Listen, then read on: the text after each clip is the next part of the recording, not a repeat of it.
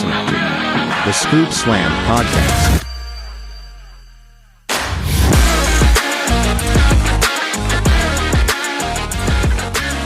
Hello, everybody. Welcome back to the ScoopSlammed podcast. We are back on the eve of Bad Blood, which we will be live in attendance for.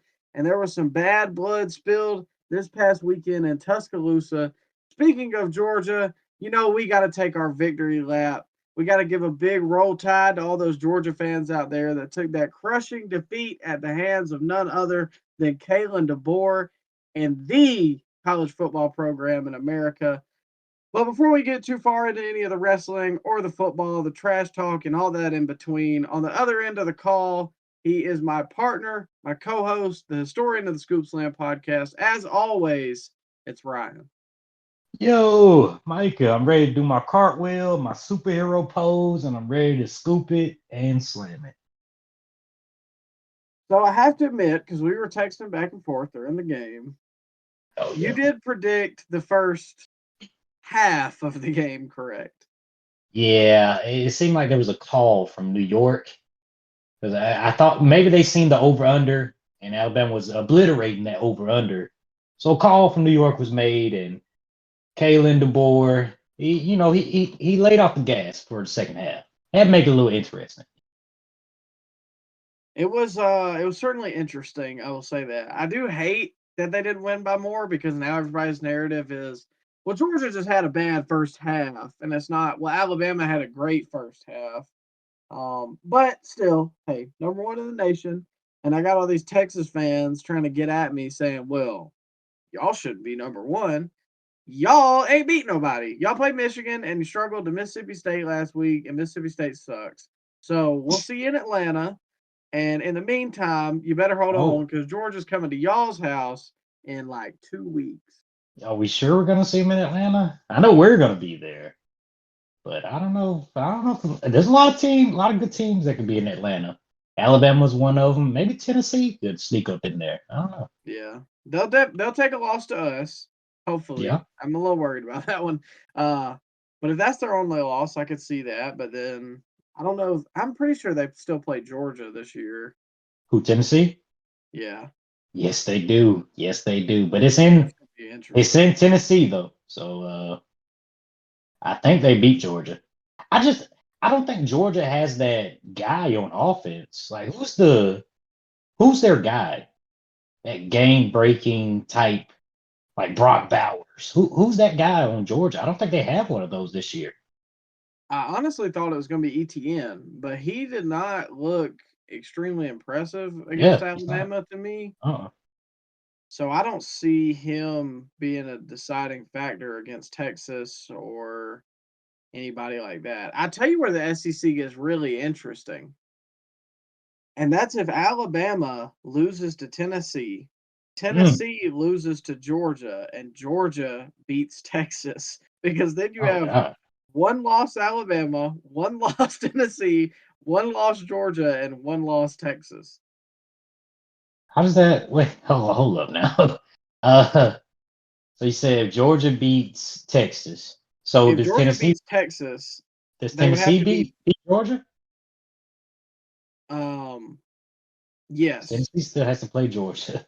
Okay, so they would have two losses. I got to backtrack this because for me to understand it. So Tennessee would have to beat Alabama. Okay. Georgia would have to beat Texas.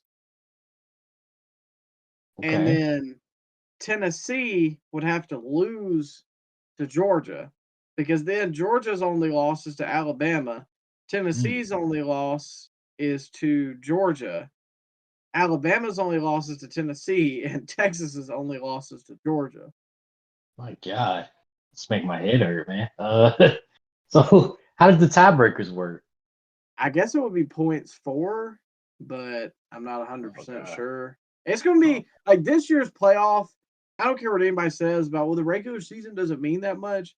The playoff this year is going to be so weird just because it's so different than it's been in the past, but it's still going to be really cool. Yeah, I don't like the fact that the lesser bowl games are more watered down because I think, Mike, nobody's ever going to play those bowl games now. If you're not making the playoffs, people aren't going to play.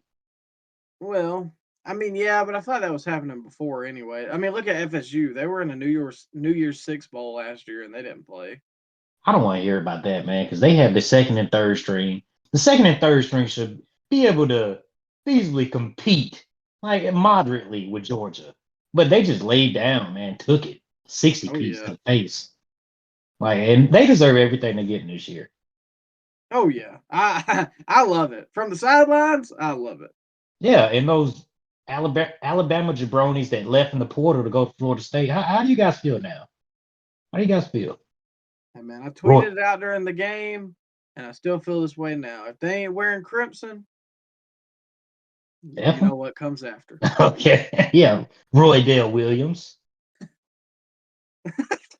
I didn't say all that.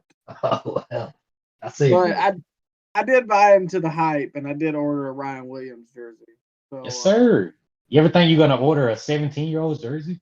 No, I'm officially Unk now. It made me You feel gonna paint your old. nails? No, whoa. I'm just asking. You gotta support your man. I respect his decision to do that. However, I will not be following in suit of one Ryan Williams. But as long as he keeps catching touchdowns and making miracle plays for Alabama, I don't care what he does in his free time. But speaking of free time, we're short on time, so we got some other stuff to get into. We're going to be debuting a new segment right here, right now, in front of God and everybody. And we hope you guys like it. So come up with the concept just for something interesting, something different to bring into the show rather than just reviewing and either talking about the good, the bad, and the ugly. We're going to be talking about 3 wrestlers, and we're going to rate them. So you got your champ, that's your star player right there. You got your contender, the guy to go for the title, or maybe your mid-card guy, and you got your cut, the guy that, well, you know, he may be good, but he just can't make this list. It's kind of like, pardon my language for a better term, but bang, marry, kill. You know, you've all the game. Okay. There's another term for the first word, but we're a PG show here, ladies and gentlemen. But I got one for you, Ryan. And instead of using the stars, like I think this will kind of end up being in the future, I got a developmental one for you. All right. So, big fan, all right, I'm a big fan of this guy right here. Obafemi, Trick Williams, and Ethan Page. Champ, contender, fire. Man, that's, it's tough, but I think you got to champ Oba just by his, man, he has it. I don't know if you saw that first episode of NXT on the CW network, but out of everybody was on that show, the one that looked like a megastar in the making just by entrance, presentation, the look, the entrance music, everything, man. The guy that had it was Obafemi. So you have to, he's champ. Contender, that's tough, man. I'm going Ethan Page, and I'm cutting Trick Williams, unfortunately. Just because Trick can't come back, he's still young. So if we cut him, he can find his way back. But Ethan Page, he's been around the block. He's been in TNA, AEW, former NXT champion. I would contender him, man. I agree. For basically all the reasons you said, I just think Ethan has a little bit more of a complete kit right now, whereas Trick can still use a little work on the mic and a little in the ring. I still think all 3 of these guys will be stars in the future. But yeah, Oba without a shadow of a doubt is champ. He passes the airport test, and he's just one of those guys. Like if you were across the ring from him, you would be afraid. And he's got the promo too, man. I've listened to him talk on the first episode on the CW for NXT, and he sounds like he really means what he's saying. Yeah. And he's an NIL guy. He's somebody they trained from scratch. He's the guy they picked up out of the, what was he from? I think it's a Trinity Tide, isn't he? Oh yeah, he's from the Tide, which we're gonna take a victory lap on that too, because roll Tide. Yeah, man. So he has the potential to be the next big thing. I know people will talk about Braun Breaker, which is valid. I was wrong about Braun. He's being treated well. Give him that. But Obafemi, man, he's only what 25 years old. The future's bright with him. Braun Breaker. You got Jacob Fatu. You got a lot of bright stars in NXT or that's young on the main roster of WWE. I'm interested to see where this group can go. Yeah. And the thing is too, and I don't mean this in a bad way, but like Oba kind of has that Gunther appeal where he's a little not fat at all, but like he's got some weight on him. Dude, if he got like real cut, he could have like just an insane physique.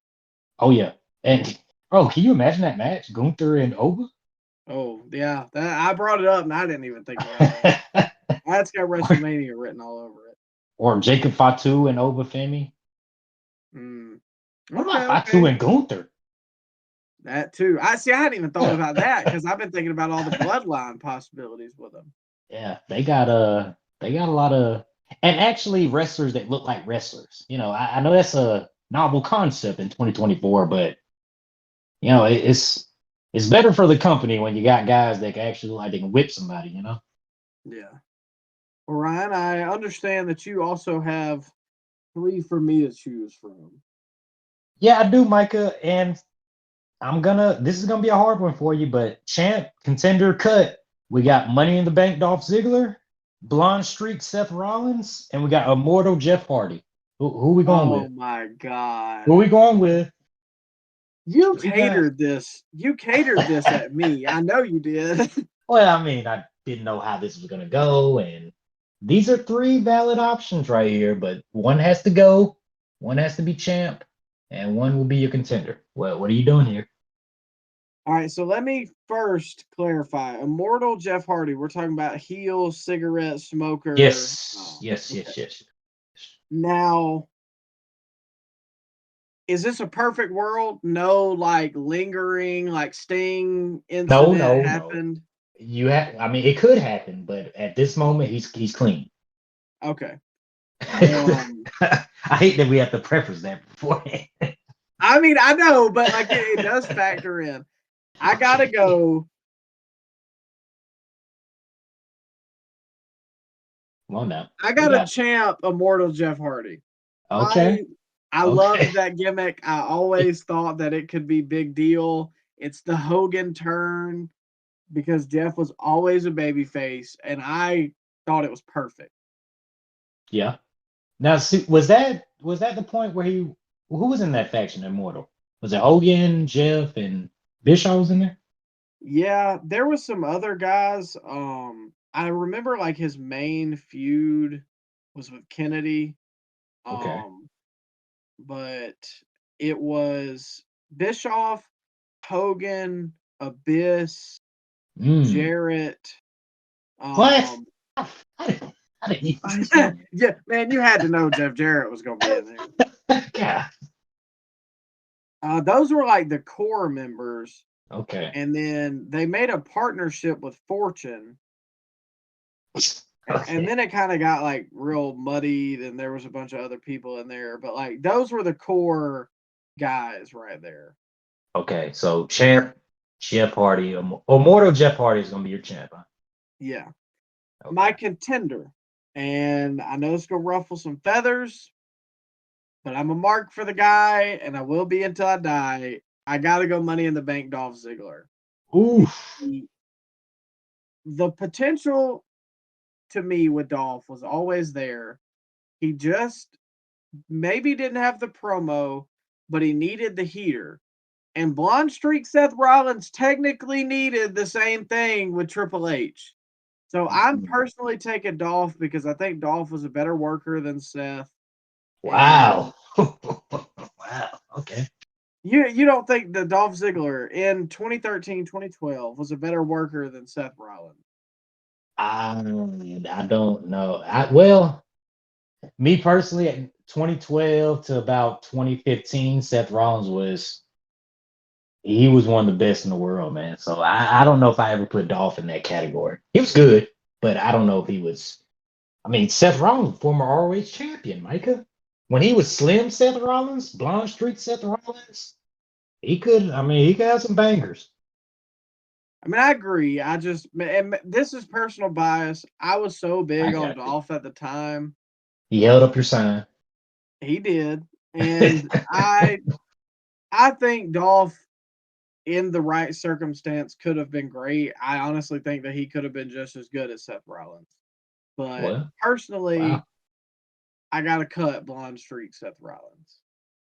So, champ, Immortal Jeff Hardy, contender, Money in the Bank, Dolph Ziggler, and you're cutting blonde streak Seth Rollins. Got to. Wow. That's going to be a controversial take right there, man. What did you think I was going to say? I knew where you were going. I knew you were going to pick Jeff as your champ. I knew that regardless. But I didn't know where you stood on blonde streak Seth. I know that was your favorite era of Seth, but I don't know if he would at top Dolph for you. So yeah, I pretty much would have picked that for you. Okay. Well. Yeah. I mean, I would have picked that. I'm an honest man, and I'm a work. So you love Dolph so much, go ahead, tune in every Thursday night on the Pop TV or wherever they're at and watch them. Well, Thursdays I got some stuff going on. We usually record the podcast. You're right. So that's the new segment, Champ Contender Cut. Hope you guys like it. I like that idea just because I think there's so many different ways we can go with it. Because not only is it wrestlers, next week I can hit you with rivalry. McMahon or Roman versus Cody. You know what I mean? Like there's so many different ways to go with that. Might have to bleep out the McMahon part, man. We're not allowed to say that anymore. Stephanie's there. She makes okay. I did finish the Vince documentary, which thoughts? I like it. Solely for I can turn this on and watch it and be invested. I think they spent a lot of time on storylines and TV stuff. Yeah. And that really wasn't what I wanted. Like I wanted more, this is an interview from this person that used to work at WWE and what they think. And you would get little tidbits, but then you'd have like Bruce Pritchard just sucking up. I mean, I like Bruce, but let's be honest, call a spade here on the ScoopSlammed podcast. Well, he's not going to be the most unbiased, bro. I mean, Vince is literally a father figure to him. He spent 35 plus years with him. I don't expect that to be exactly unbiased. But why didn't we get questions about Linda or questions about his grandkids? Or I don't know. Is there anybody that knew Vince before he was 16? Is there anybody that could have answered any of those questions? Or why did those not make the cut? Certainly they had to ask. I don't know if they did. Because that's the stuff that's interesting. Like, yes, all this came out, but like, how are things between you and Linda? We don't really see in the public that often. You know what I mean? Yeah, or they didn't even talk about Linda running for office. They didn't talk about that. That too. They mentioned how did you feel about on the that? cabinet. But Vince, how did you feel about that? There's nothing like that. What's your relationship with Donald Trump these days? And ask anything about that. They just went surface level stuff on everything. We didn't get anything past the surface. And it's a shame, bro. I texted you this earlier. It is a shame that this is the last sit down interview format Vince is probably ever going to do. And we didn't get to know anything about his upbringing. I would love for them to just release like just the full interview tape. Oh man, can you imagine how that would sound? Be like Vince's handlers just reminding him of what he did. Oh God. No, well what really like jolted me during that the beginning of the 6th episode, whenever he was like, usually I have like 2 things running in my brain and one is focused on business and yada yada yada. Then they were like, well, what's your other one focused on right now, Vince? And he was like, probably things that it shouldn't be, namely like sex. And I was like, oh my God, like to come out and say this. He's the genetic jackhammer, Micah. He has to let everybody know about that. But are we supposed to believe that he's talking about Linda, or is it implied there's a mistress he's thinking about? I don't understand. They didn't ask him about that. Yeah. Can you dive a little deeper on that, Vince? Let's walk that back real quick. Unpack that. Or, hey, Vince, we have all these clips of you kissing your various talent on your show. How did Linda feel about that? Like, yeah. Oh, did they not get wrestling fans to interview him? probably. I feel like we could have did a better job on this. Yeah. Yeah. Matter of fact, Netflix, give us the budget, give us the connections, and we'll doctor this thing up right. Because I feel like, and I'm not knocking the David Shoemakers of the world, but he stinks. You know who I actually thought was very good in this was Dave Meltzer, who I'm not a huge fan of, but I thought he did a very good job. Yeah, he was pretty fair, actually. I agree. And he was actually like the most typically informative one about the situation, like from a fan perspective, I guess. Yeah. Yeah. And there wasn't a lot of guys that like they should have had way more people on this. Way more people that were involved in the business or that knew Vince for more than a cup of coffee. Like, did we really need to get Brian Gort's opinion on stuff, man? That or why didn't they bring in Martha Hart about Owen? Oh man. Or Jim Ross. Why didn't Jim Ross get interviewed for this? He sent him on Twitter about it. I don't know if you saw that. He was like, if they wanted to know, I would have told them. He was like, if anybody would know, it would have been me. I worked there for 30 years or something like that.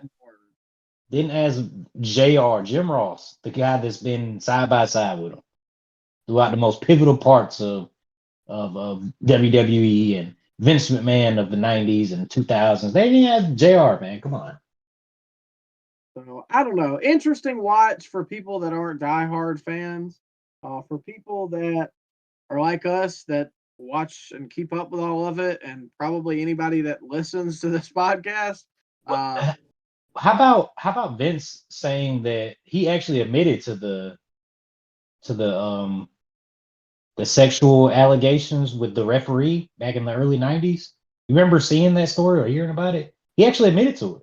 I think that's new. I remember him paying her off. Yeah, but I don't think he's ever admitted that something actually happened.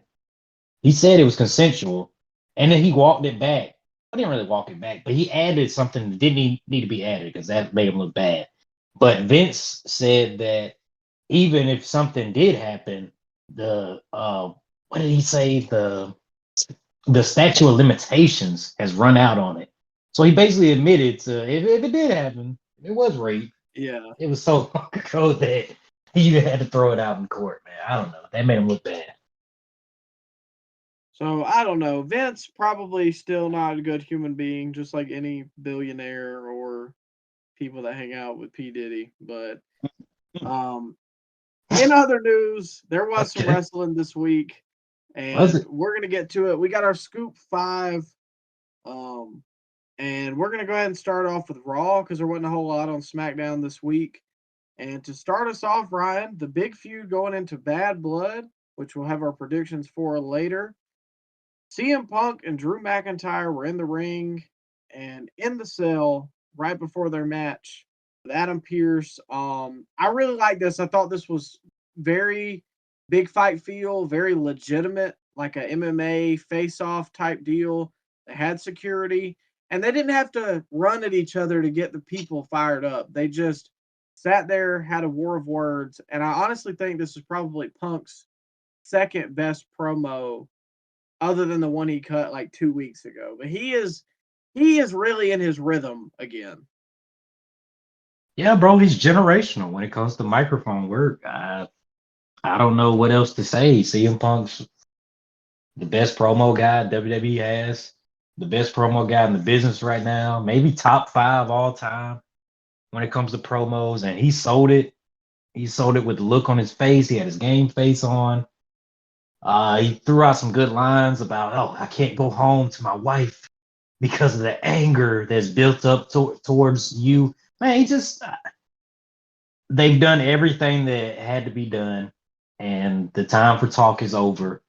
Not a lot of physicality here, which I didn't hate because they put each other through the ringer already. Yeah. And Micah, I don't know if you noticed, but no more red Hell in a Cell. I saw a lot of people online talking about that. I kind of missed the whole red Hell in a Cell era, but I'm not complaining. I know there was hard an to see. element of like, well, that, but I also like I know there was an element of like, well, we can sell these as toys, but like again, Triple H is dialing those things back and making this feel legitimate. And also, I think we're 100% going to have a Blade tomorrow because they both promise to make each other bleed. You don't make promises you can't keep. Yeah. Oh, yeah, man. It's definitely got to be some blood. Maybe they bust each other open hard way. I could see it. I could see them going for that. It's it's feud of the year. I don't know what else to say. People were saying, "Oh, Hangman and Swerve is feud of the year." No, it's not. It's CM Punk, Drew McIntyre. This thing has been built up for how many months now, Micah? 10 months. Something like that. We're finally culminating inside Hell in a Cell. Finally, a feud ender, Hell in a Cell. They're not going to have a Texas death match on match 1 and then go to a steel cage match 2, and then this has to be a exploding barbed wire cage match for match 3. No, they started out, built it up, and now the feud ender is in Hell in a Cell, the way it should be. I need the match to be good. I really need it to be good, and I'll give it feud of the year. But if it's not, I don't know. It's hard to beat Cody Roman, especially because they're having a match the same night. And well, I thought you threw that in the trash after their homoerotic backstage segment at Georgia Tech. I didn't say homoerotic. I just said you implied it.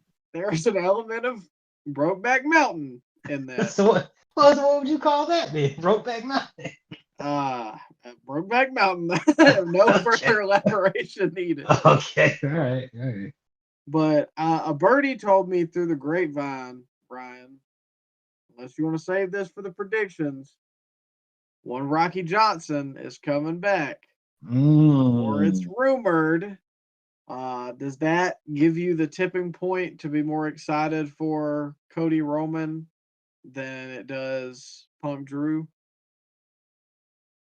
Oh man, it's tough, man, because Rock is my favorite of all time, but I think CM Punk's one of my top 3s of all time. So I'll be happy either way, man. Yeah. But if Rock show up, oh man, I can see the look on your face, like yeah. Plus, I feel a little vindicated for going all the way to Tampa months ago and him not showing up, and then him coming to Birmingham. Yeah, it's just right down the street from us. Or I'm gonna be looking like you remember the CM Punk crying fan when he came back the first time at AEW? That's gonna be me if I see Rock come out. I hope they put you on the big screen. Oh man, live in infamy. Or be like the guy with at WrestleMania when the streak got broken. Oh man, the glasses, black guy, shot black guy. I'm just looking. I'll give you my glasses. Okay. Oh, appreciate that. I'll bring them. Sorry. Oh yeah, I forgot you got contacts. Same thing. I'll partake. Yeah. Well, the only other thing on Raw we got to hit on was the last monster standing. The Battle of the Bronze. We got Braun and Braun's son. Braun's son. Okay. But this one, it's hard to judge because typically these kind of crazy not garbage, but just like stuff everywhere, going 100 miles an hour type matches isn't my favorite. But this one actually has like a reason. And I thought they did this well. Braun, what is his last name? Strowman. Okay. I genuinely could not remember. I kept thinking Breaker, but I was like, no, that's not him. Too many Brauns now. Yeah. Him coming off the top rope onto that pile, I was not expecting that. Did he hurt his leg there? Well, I heard, and I think he did early in the match because whenever they were going up the ramp at one point, you could kind of see him limping. Yeah. And apparently he tore it. Oh, man, did he? Something like that, which kind of sucks because, I mean, he got the win here, and that's a pretty big win coming out of this feud. It doesn't feel like he got the win. Yeah. There ain't no way I'd be up under that pile, though, with him coming off the top. I don't care if they gave those dudes like $100 for being security or whatever. There is no way I'm catching that. Well, he got some air on it, too. Yeah, for a torn groin, he got up, and I'm sure he crushed a couple of them guys. Bro, it wasn't a dull moment in this match. It was 90 miles per hour throughout. And, usually I'm not a fan of that either, Micah, but in this case, I think it worked because we really don't see that in WWE. And we definitely don't see that with two big guys over 300 pounds. Like, they were action-packed throughout this whole match, destroying everything. And in fact, I think our man Joe Tessitore said on commentary, what else is there left to destroy? And that was, I loved it. Man, bro, he's my favorite commentator now. I'm calling it right now. He's better than Michael Cole. Better than Nigel? No, well, Nigel's color. Nigel's color. Play-by-play. He's my favorite play-by-play guy. Yeah, I agree. He has that real sports feel. And I know that isn't always what you need in WWE or just wrestling as a whole, but he sounds 10 times more legitimate than Excalibur. Oh, yeah. Most definitely. He doesn't flub his lines like Excalibur does. But I agree. It was fun. The story of all of it being just a tornado from start to finish makes sense because that's literally what they've been doing for the past month. And it didn't stay around too long. It didn't change the world, but it's a good finale on a TV only feud. I think it's my favorite Raw main event. Man, it's been a while. Yeah. Maybe Gunther had a good title match as a main event, but no, wait a minute. We had a good main event last week. Man, they've been cooking with these Raws last couple I was weeks. about to say over Jay and Braun. They had some, and then they got another title match. I think this Monday. I think it's Sammy versus Gunther, right? I believe so. Plus, they got Jay versus Xavier. Yeah, bro. So Raw has been. They need to get some of that SmackDown. Yeah. Now, I believe this past Monday was the last 3-hour Raw. Imagine how quick paced these 2-hour Raws are fixing to be. Oh man. They're just fixing to trim the fat, and it's going to be the best show on TV. Good. We don't need to see, bro, I love The Miz. But at this point, do we need to see Miz and R-Truth every week? No. And by the way, I know we're not going to talk about it, but Miz is justified in turning his back on R-Truth because R-Truth has been acting like a straight up fool, man, getting Miz into uncomfortable situations. He deserved that. He deserved that beatdown. Cool with one last Miz heel run. It just needs to be done right. And I love R-Truth, but there's a ceiling, and he's reached it. Yeah, it's comedy. There's only so much you can do, especially in today's day and age where it kind of feels like they're getting away from the comedy. Is he too young to go across the street to AEW? Is he too young? We got to age him out a little more so he can get that AEW contract. Who, Miz? No, R-Truth. Too young? They got 50-year-old Shelton Benjamin over there now, man. I'm just asking. Well, we're getting there. We're getting to old Shelton, but Speaking of coming back, old Franklin has crawled back. Not the turtle. Before that, though, the ring implosion. Did you think that was going to happen in the main event? People were speculating all night. When they both went up top, I thought, yeah. I feel like they overuse that now. It's happened like a lot over the last 10, 15 years. Yeah, because I remember the only 2 times I ever remember it were Brock and Big Show and Henry and Big Show. But then they had it with Bray and Braun Strowman, and they had Braun Strowman and Big Show. They had it a couple times after that, man. See, I feel like Bray wasn't big enough for it to happen. I feel like Bronson and Braun aren't big enough for that to happen. Nah, that's some serious beef. Yeah, but I feel like you gotta be, but at least 450. You gotta be 450 to make that work. Braun Strowman ain't, what is it, like 350? Yeah, but Bronson Reed's like 300. That ain't that much. Big Show was 5, and Brock was probably like 275. Yeah, I guess you got. Well, Big Show looked massive. He looked. If you would told me he's 530, I would believe it at that point. Yeah. Well,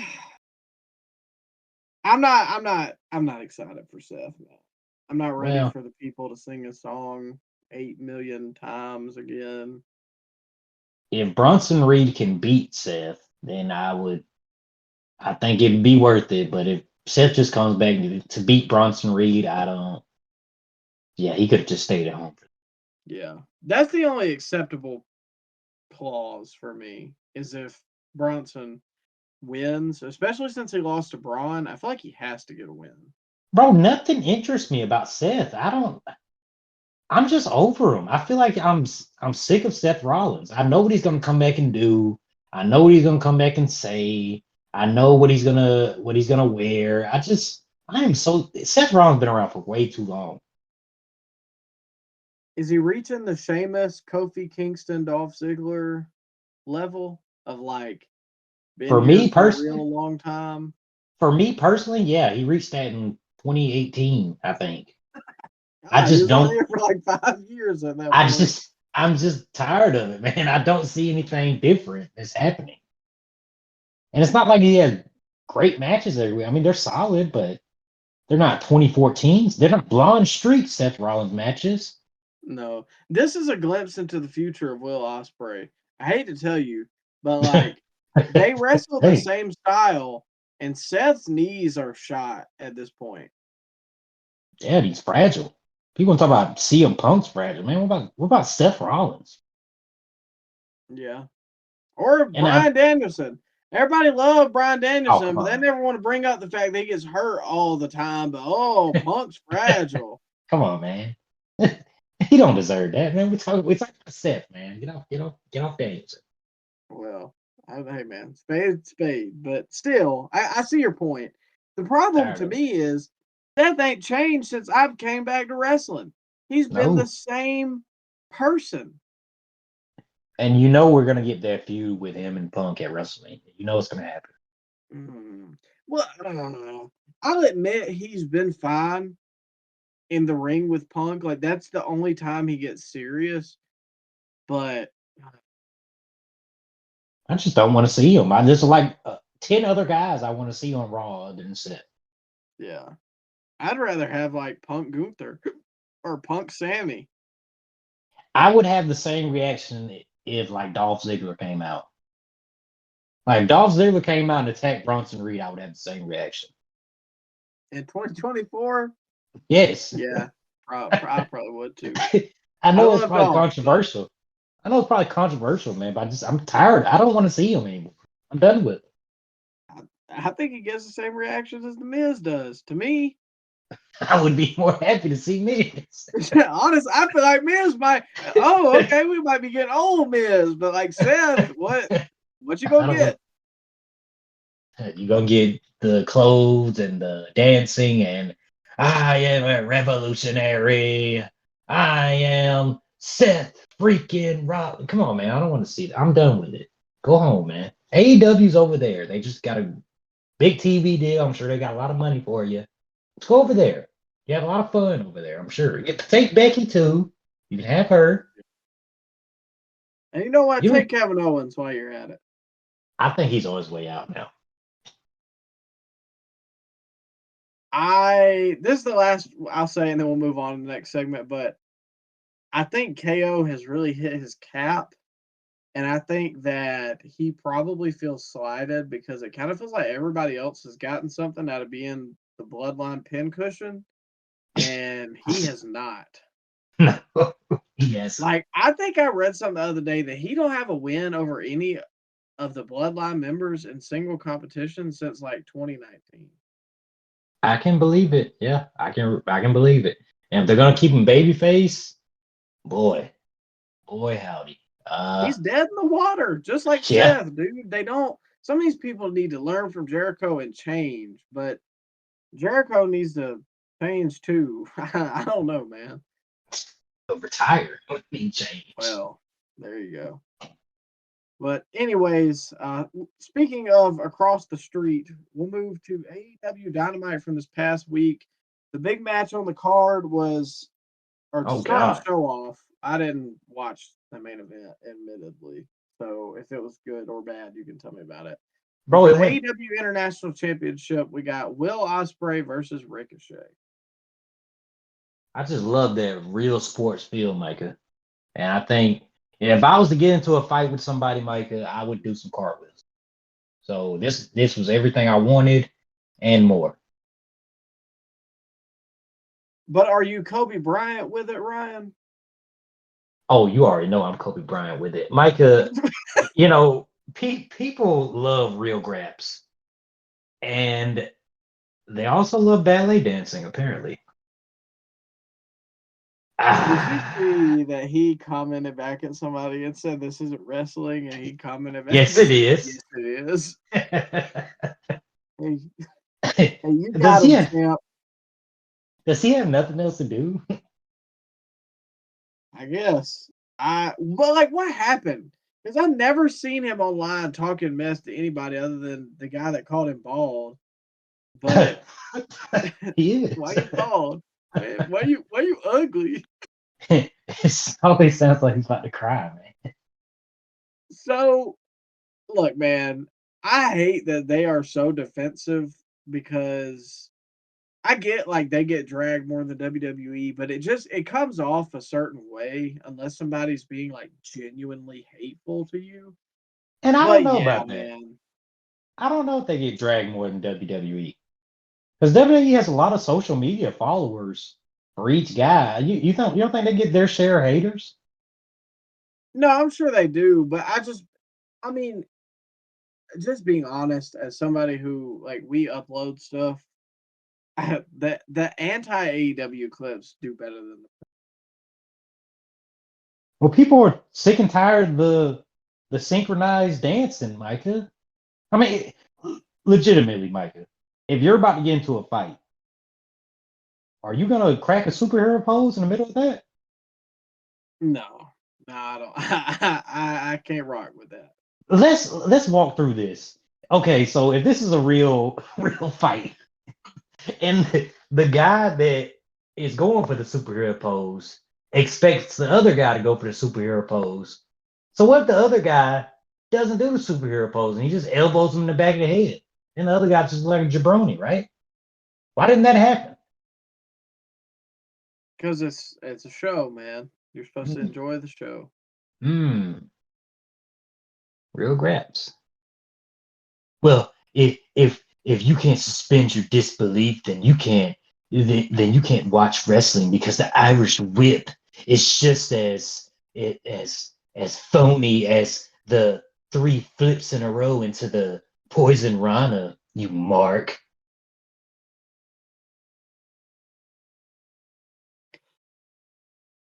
I don't have a okay. Their 2016 version was a lot faster too, by the way. Well, but on top of the fact that it's just another thing that I hate in wrestling, and they love to break this out all the time too. And this is both companies.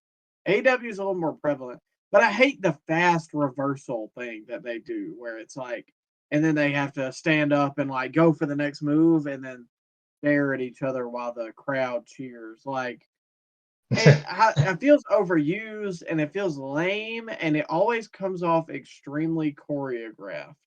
That's every Ospreay match at this point. Yeah. It doesn't matter who he's in there with. Well, It could be him and the Beast Mortos. He's gonna have that spot.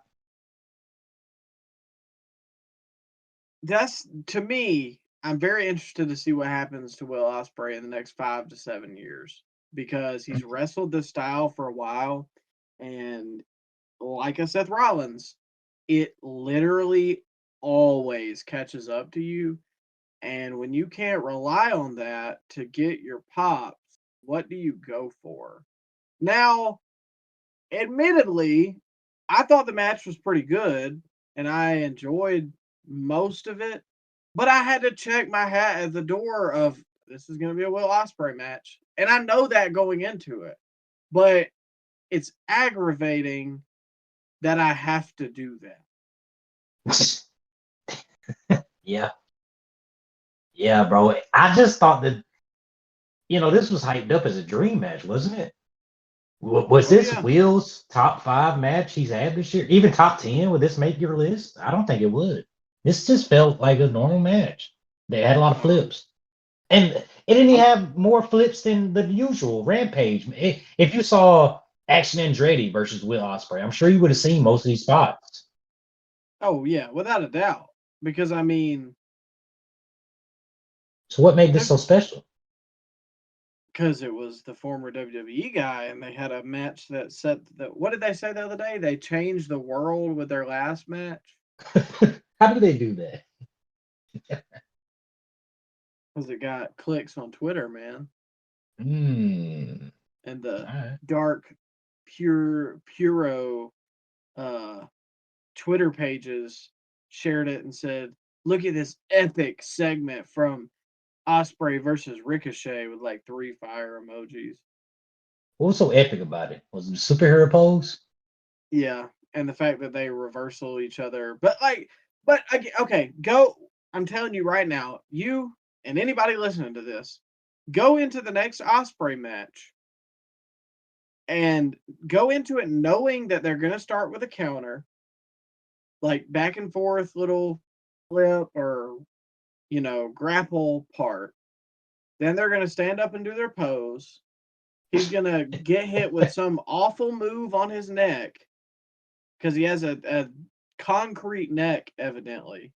He's going to do that RKO on the apron. And then they're going to go to the finish. But like this is every match.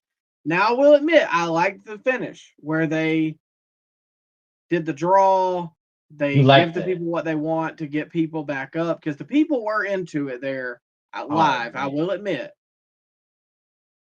And it got some heat on Takeshita for interrupting it. Wow. You like that finish. This might be the rare point where we disagreed. I thought it was garbage, man. You can't give the fans more time and then just give them a DQ finish anyway. Can you imagine if that would have happened in the Bret Shawn Iron Man match? What if Sid Vicious would have came out and interfered 2 minutes after they gave him more time? Like, come on now. I think it's different on the TV show than it is a WrestleMania. That's a garbage finish to do at a pay-per-view, but on a Raw, SmackDown, Dynamite, I liked it because you got the people up and they like genuinely were standing and cared about what was going to happen. Now, it was a little abrupt, but Takeshita got some serious heat, and that's a guy that people like, so it's kind of hard for him to get genuine.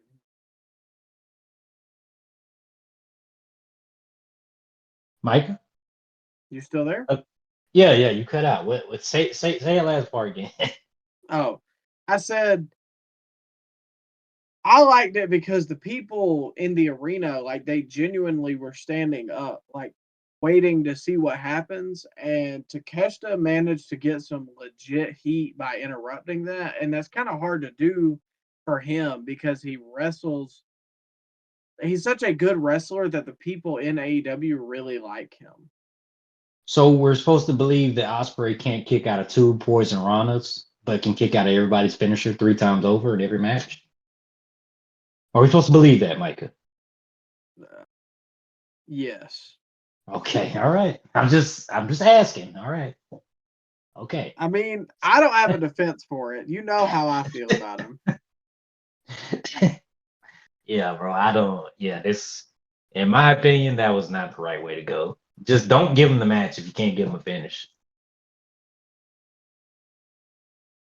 Did it feel like the draw was telegraphed just a little bit? Yeah, I felt like they could have went a little longer. And it just kind of ended out of nowhere. I guess they ran out of moves to hit. And so the ending felt so anticlimactic. That's usually with a lot of AEW matches, actually. They hit all their moves, and there's no real build to the end, and just the end just happens. Like, oh, wait, that's it? Oh, okay.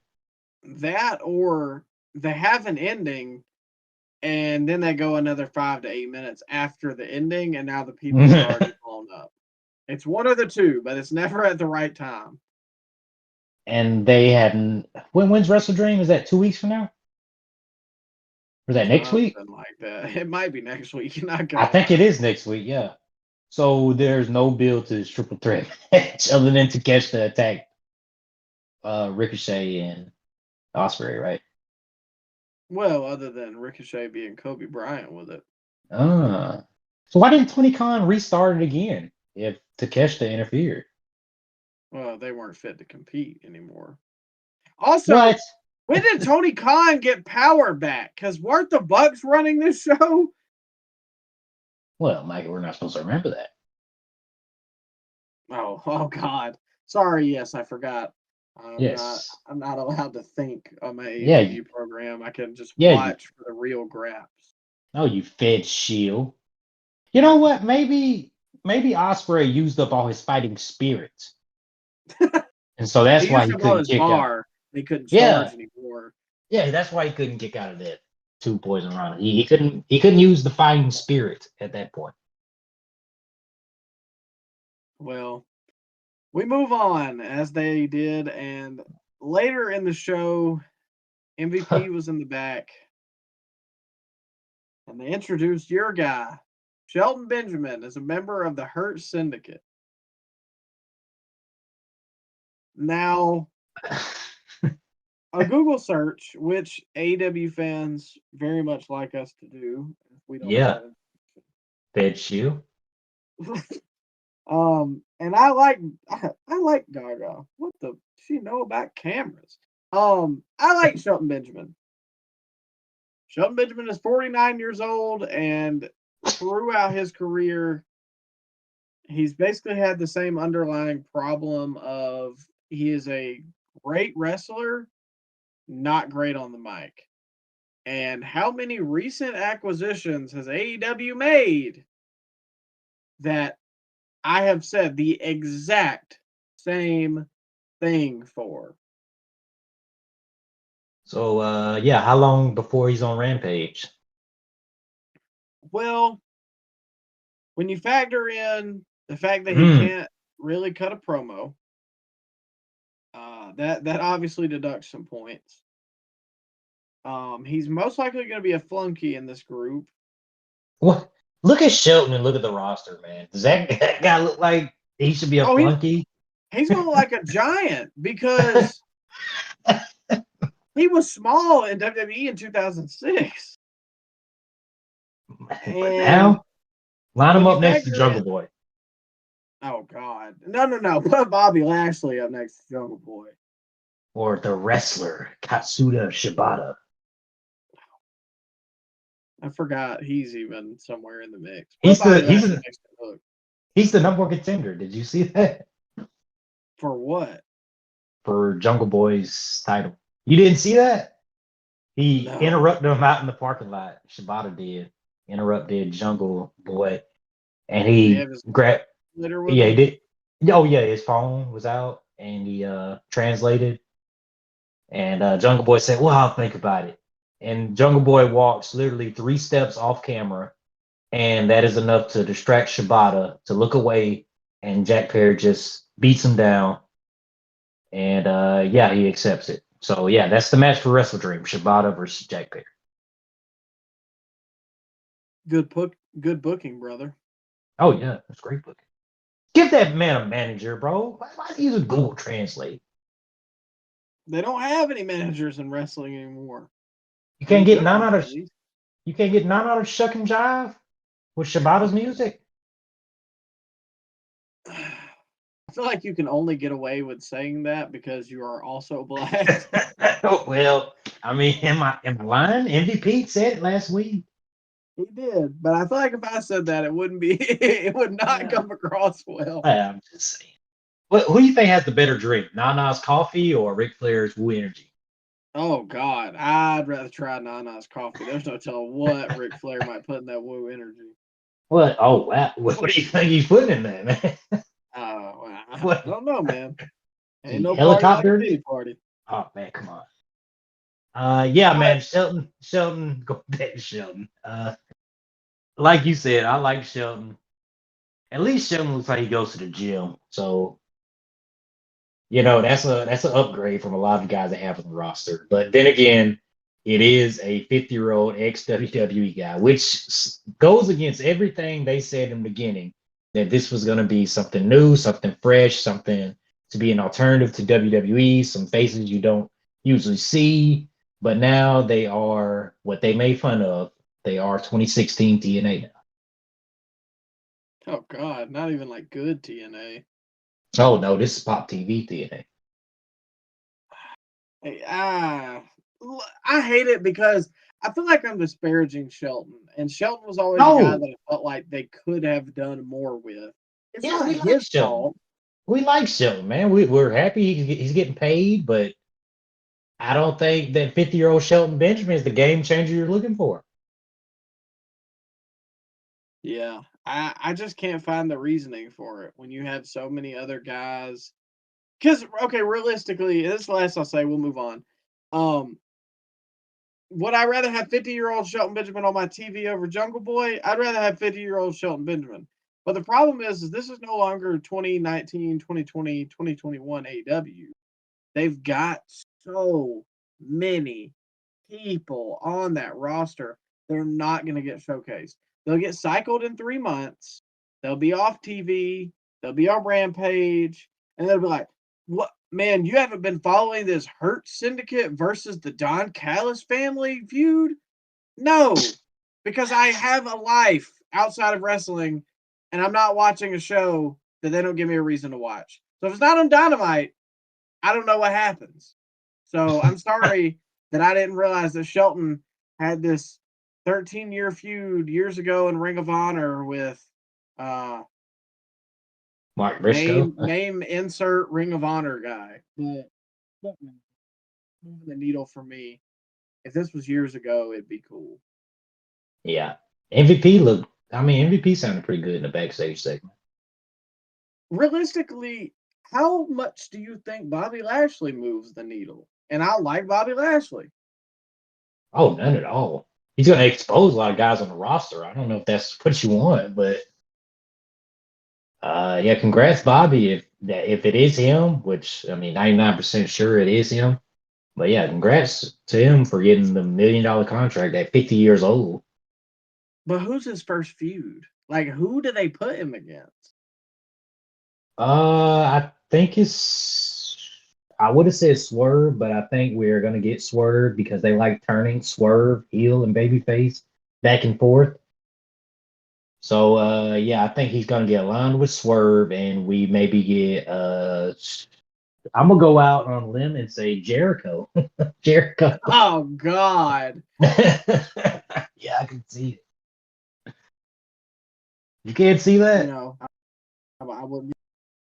Yeah, I can see it. I don't like. Imagine Darby and Bobby Lashley in the same ring. Oh God, you know what? Darby, I don't know if you saw the rest of the show, Micah, but Darby had a little cinematic backstage segment where he said he's gonna have an open challenge at Wrestle Dream, which I think they're overusing that concept a lot, open challenges. Yeah. But the open challenge is going to get answered by Bobby Lashley. And I think Bobby's going to come out, destroy Darby, and then the Hurt Syndicate are going to be beating down Darby, and then we get Swerve's music because they're in Tacoma, Washington. He's going to make the save, and then we're going to get a stare down. I think that's what's going to happen. You just think of that on the fly, or did you have that ready? Nah, I thought about when I saw the little cinematic thing that Darby was doing. I mean, who else could it be? That's true. That 100% sounds like what will happen. Like I almost would put money on that. Yeah, and Swerve's not advertised for the pay-per-view so far, and it's in Tacoma, Washington, so you know he's gonna be there. So, and Swerve's not gonna answer the challenge for Darby because technically he's still babyface. So Bobby debuts, Swerve faces off with him, and that's what we get. Yeah, I think that's what we're gonna get. But then, and we've spent too long on this. But then, are you gonna kill Darby Allin for the 50-year-old old WWE guy? And not no disrespect, but like, what does that say about your new talent or your old talent? Well, I mean, you know, that's what they do, man. I don't know. they're different for when TNA did it. When TNA would bring in old WWE guys to beat the top TNA guys, that's different, according to the basement. Because Tony Khan is a great booker and he can do no wrong. So yeah, I don't know, man. I have no idea. Well, anyways, one last thing for the Scoop 5. AEW got their rights deal announced this week that they did officially re-sign with Warner Brothers Discovery for Dynamite and Collision. Rumor is Rampage is going to be canceled. The number somewhere in between 200 mil. And the big caveat is starting in January, Dynamite Collision will be simulcast into Max, and pay-per-views will be on Max. But the pay-per-views are not included in your subscription. You will have to pay a little extra for those. But what do you think, Ryan? This is obviously a big deal for them. And I mean, it's good to know. It's peace of mind. I like the fact that it's simulcast for the weekly TV show because I do not want weekly television wrestling to go away for cable because I think that's how you make new fans. I know there's not a lot of children watching cable at this point, but there's still people watching cable, man. I know because the ratings for the NFL is still through the roof. So there's still people watching cable. So I never want for that Bama game. Yeah, and that's just college, bro. Like, look at the NFL ratings. Like, it's massive. But yeah, so I never want weekly wrestling television show to go away on cable.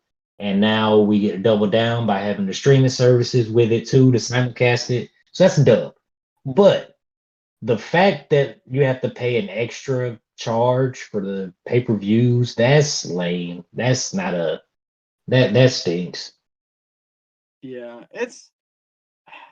if they were the first ones to do that, I'd say cool. But the fact that at WWE you don't have to pay, you just have to be subscribed to Peacock, like that kind of blows. And along with the fact that, just like you said, I mean, it makes new fans. I'm really interested to see if they release the Netflix numbers for Raw. But like if Netflix comes out and said, well, hey, we got 5 million people for the debut of Raw on Netflix, you know, then that's really interesting because the shift has now moved to more people that watch Netflix than there are that watch cable. But if I open up Max and I'm like, oh, shoot, there's a wrestling pay-per-view on, I'll pop in and check it out for a minute. I feel like you're more likely to get people like that than you are to be like, hey, man, you got to pay $15 to watch this. Like, you're not going to get new people. You're just going to get the dedicated people. It's isn't that the UFC model or with ESPN Plus? They stream with ESPN Plus. They stream the early prelims and the prelims, but the main card you still have to pay for. And is it like a little discount? It might be a little bit, but last I checked, it was still about 80 ball for. Jeez, my God! And that's on top of ESPN Plus, which is not small change. Yeah. Bro, so what? Yeah, that's lame. I hate that, man. Especially because we've gotten spoiled with the network and Peacock with the $10 PLEs and the $4 PLEs. That when you compare it to the $70, $80 that we got to spend on AEW, that's man. I don't know what they asked for in the negotiations, but yeah, you got to get better than that, man. Come on. Yeah. Well, look, man, UFC and NFL are robbing people blind. Oh And God, yeah. those two things right there are the reason that streaming websites are still alive. Because NFL Sunday believe that anyone in their right mind would pay for that. And I kind of feel the same way about UFC pay-per-views because they have 12 a year. So if they're $70, you're paying $840 a year to watch every UFC pay-per-view. But it's about to be even worse now with wrestling, Micah, because I don't know if you saw that press release, but so the old episodes of NXT are off Peacock and they will be going to the CW app. So you can't watch old NXT on Peacock anymore. And they're saying that SmackDown, you can still watch the old episodes of SmackDown, but all of Raw's archives are going to Netflix in January. So you can't watch old Raws on Peacock anymore. Okay, so the old PLEs, are you gonna be able to watch those on Peacock anymore? Well, Netflix is gonna get the exclusive rights to those in Canada or Europe. It's just, man, you gotta have like 4 different streaming services to watch old wrestling now. My God. Like, Yeah. so even all the like 90s Raws are going to Netflix? Yes. Jesus. Yeah, They bro. might as well Yeah, move the whole library over there. bro. So we're just getting back to cable, man. That's what we're Yeah, doing. quite literally. Yes, it's just more expensive cable now, and we don't even get with a better tape library. and we don't even get no commercials. I mean, now you got commercials on Netflix, and you got 3 ad breaks on Hulu, and YouTube ads are 90 seconds now. Like, bro, what are we doing? Where are we going with this? I don't know. It's a different world than we grew up in, and that's not saying a whole lot because we didn't grow up that long ago. Oh, we will be sailing the high seas for these PLEs and pay-per-views. I can tell you that. Well, we will be sailing the interstate tomorrow for Bad Blood in Atlanta. But before we get there, Ryan, we got to get predictions. So let's go ahead and start off with the Hell in a Cell match, which is believed to be the opener. CM Punk versus Drew McIntyre. Who you got? I got Punk winning the feud, and I think Drew McIntyre gets shipped off to SmackDown. I could see that. He could be a big feud for Cody. And I We think need it's more more trades. well, that too. But I think it's more important for Punk to get the final win and his first big feud back. Yeah, and there's nothing else for Drew to do on Raw. I think you move Drew to SmackDown and you put AJ Styles on Raw. Yeah, I'd be cool with that. Because then you could turn AJ pretty much babyface, have him go at Gunther. Or before you turn him babyface, have him go at Jay. Like, there's a lot of different directions. You could have him face Yeah. Braun. Then on Now, SmackDown, you got Drew for LA Knight and Cody. I could see KO getting shipped off the Raw, but I don't think he's going to re-sign, so I think they're just going to keep him where he's at. Yeah. Until he signs a dotted line, I don't think they do anything with him major. Yeah. But following that, we got Nia Jax versus Bayley for the WWE Women's Championship. That's on the card? It is on the card. It's Wow. they're in the death spot. Wow. I didn't know that was on the show, man. I got Nia. No, yeah, Nia, but a cash in from Tiffany. This early? Yeah, I think so. They've been building to it on SmackDown. I must have been in the other room. Following that, we got Damian Priest. Oh, I didn't even say my prediction. I'm gonna go Nia. Cash in Maybe.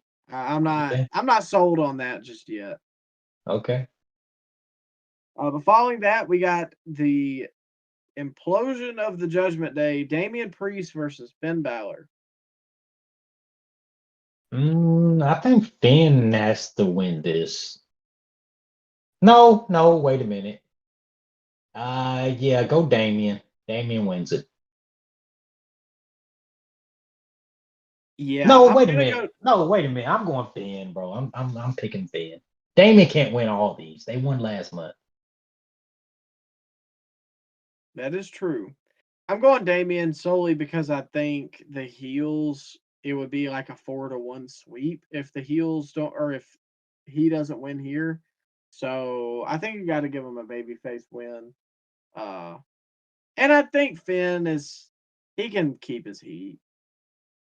He doesn't win anything. How much heat does he have? Well, but this is only a singles match too. I definitely feel like they'll have a blow off. Does he win any singles matches? What's that singles PLE match he's won? If you can remember, I can, because I can't remember anything. I think the last one I remember is him versus Edge, and he lost that. No, he beat Edge in the I Quit match. Oh, okay. I was about to say, I know I didn't beat him in the cell because, No, Edge of no, Mania, brother. Oh yeah, he had to win that before he left.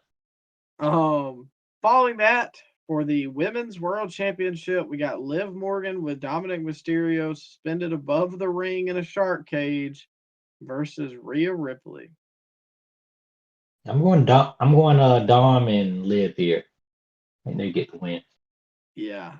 The problem is I don't really know where you go with Rhea after this. And I don't really know where you go with Liv either. But I don't think Liv has had the title for what feels like a really long time. And I feel like they're hot right now.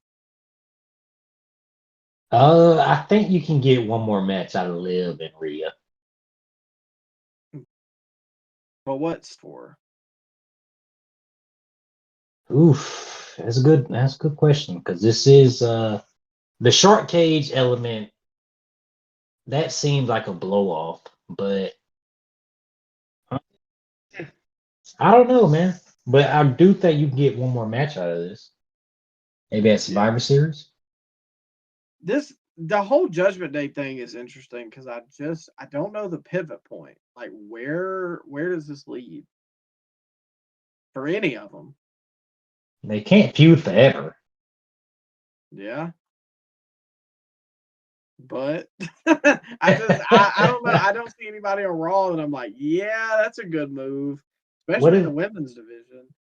Unless like a Becky comes back, because I'm not digging the stud stable. Oh come on! What? What? What? Come on, you know.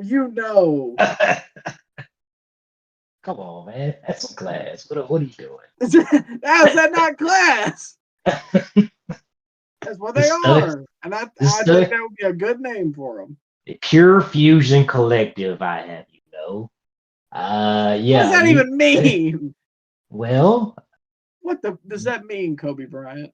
They are collectively a fusion of pure Lee. No, come on. I think there's a lot of challengers you can go after. What's the Lyra Valkyria? You think she can get a title match out of Liv or?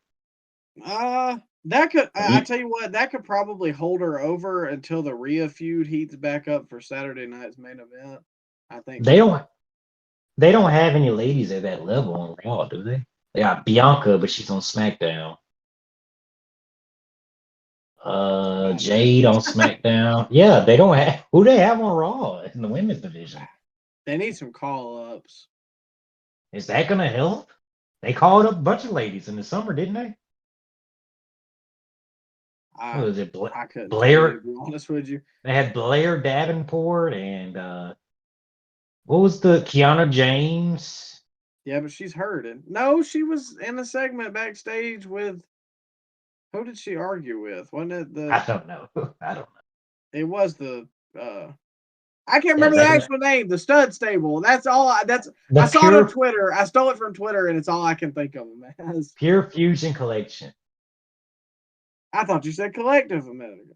Okay, collective collection. I don't know what they're collecting, man, but I tell you something they're collecting, all right. But Raw doesn't have any ladies, man. They don't have anybody at that level that Liv and Rhea are at the moment. You can roll out Natalia. That's always a good hand. She's still with them, the company? I think so. What about Nikita Lyons? I saw she came back. She'd be a oh, come on. She'd be the ace of Raw if she came up, man. Yeah, just saying. You'd be looking at her ace, all right. Well, moving on to the main event. Cody Rhodes and Roman Reigns versus the Bloodline. I need you, before you tell me who you think is going to win, I need you to set up the finish here for me. Okay, you want me to book it, or you think you want me to predict what's going to happen? I predict what you think is going to happen. Okay, Cody is going to be giving Solo a crossroads, 2 of them, and then he's going to pick them up for the 3rd one, and then we get that music, Micah. Final boss engaged. And then you get the roof coming off State Farm Arena. You get Rock marching to the ring, and you get him eyeing Cody down. And then Solo comes out of nowhere with the spike. Spikes Cody. Solo gets the pin on Cody. Then you hear that terrible Solo Sikoa music. Whoa. I don't like his theme. I like Fatu's theme, but not his. Solo pins Cody, and then Roman looks at Rock. Rock holds out the hand, and then Fatu attacks Roman, and then Rock looks shocked, but then he steps in and starts attacking Roman too, and then we just get the Bloodline beating up Roman and Cody in the middle of the ring. I think that's what we get. Okay. I like that. That's basically what I was going to say. I definitely think Solo and them get the win because of Rock interference. Maybe call that wishful thinking, but the only thing that maybe I think would happen, I'm not saying that's bad, but this is just what popped in my head, was Cody and Roman are about to win it basically, and they're both in the ring, and then Rock comes out. Cody's kind of pissed. Roman doesn't know how to feel. Rock bottoms Cody. Roman then has conflicted feelings. Rock sticks his hand out. Roman kind of steps forward. Jacob Fatu hits him with a low blow, or Solo, doesn't matter. And then Rock is kind of looking down, yelling at Roman while Roman's on his knees because he got low blowed. Rock picks him up. Rock bottom, picks him up again. Samoan spike, or vice versa. And then Solo gets the win. I think some variation of that. But I kind of like the way you said it. So is whoever Rock attacks, Micah, is that his WrestleMania match, depending on who he attacks? Oh, God. Because I can see either one happening. And Cody is playing it up online by saying that nobody can expect what my road to WrestleMania is going to be, and it's going to be a wild road to WrestleMania. So he's making it seem like it's not going to be what we expect. And I feel like everybody's expecting it's going to be Rock Cody. So I don't know what's going on. I don't know what's happening. Maybe it's the red herring. I don't know. It could be. I could see 2 things. I could see Roman, Solo, or Roman Fatu. I'd prefer Roman Fatu, honestly. And Cody Rock. Or I could see Cody and maybe Randy. Oh, God. No, please. Rock Roman. I don't want to see that. But who else do you put Cody in there with if it's not The Rock? Could you have Gunther? Who's taking the belt off Gunther? Well, Punk. CM Punk. Okay. I don't hate that. Yeah. Yeah. Maybe it's not the big marquee name that a Rock would be, but I think Gunther and Cody, they tear the house down. Would Cody main event? Oh, no. Heck no. Tribal Chief main events or the Final Boss. So, what would the first night main event be? Seth and CM Punk. Okay. Yeah. I don't know. It's interesting, and I really don't know what to think because at the same time, I wouldn't be shocked if we don't get Rock tomorrow, but I'd be kind of upset now. Now that I've got myself thinking about it. I know. What if he doesn't show up and we just we just made ourselves like marks, man? I'll be pissed, just like I was leaving Tampa. Just delete this of the podcast. Yeah, whole segment. You didn't hear this. We're doing the Men in Black. Nope. But other than that, thank you guys for listening. Check out our sponsor, Dead Threads, in the bio for all your sports merch. Code ScoopSlammed gets you extra 10% off. Use the link for 15% off. Thank you guys for listening. Come back next week. Make sure you enjoy yourself this weekend. Watch some college football. Watch some Bad Blood.